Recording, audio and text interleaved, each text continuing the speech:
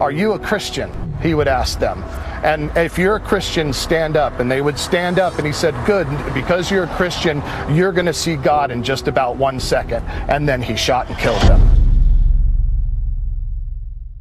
My name is Brian Castle. I'm 37 years old. I've been pastoring for about 14 years now. And I'll be the main speaker for the Unlocking Revelation series coming up here in October. You know, when I think about the world today, there's a lot of questions going on. There's so many books out there on prophecy. I think of The Harbinger. I think of Left Behind. There's so many books and pastors preaching about prophecy.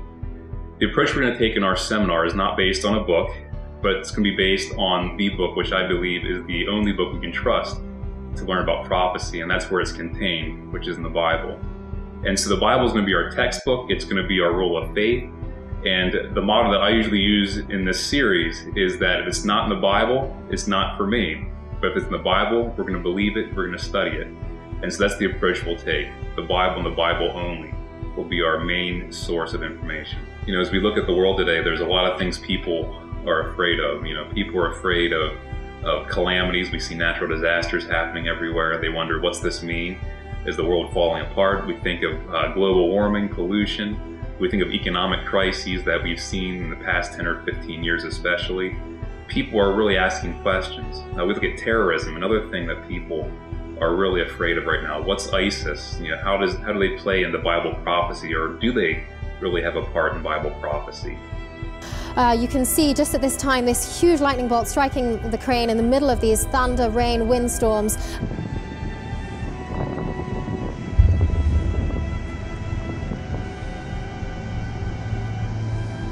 For us, we talk about things like death, about judgment. We're going to be talking about all sorts of different things relating to the end times in our daily walk with Jesus Christ. And so this meeting is not just for those who know Jesus or those who are Christians. These meetings for anybody who's curious about prophecy, about learning more about who Jesus is, what Christianity is maybe all about. Maybe there's some skeptics out there who think the Bible is just a bunch of malarkey, or it's just a bunch of fairy tales. I believe through this series, it will really help those who come to understand the truth of the Bible and the surety and the confidence we can have in prophecy because of how things have actually come to pass. The Bible's predicted time and time again. And I also believe that the second coming of Jesus will be no different. Look at the sky! It's the most beautiful thing I ever seen. In this series, I think my main goal is going to be to help people to have understanding of who Jesus is in relationship to prophecy.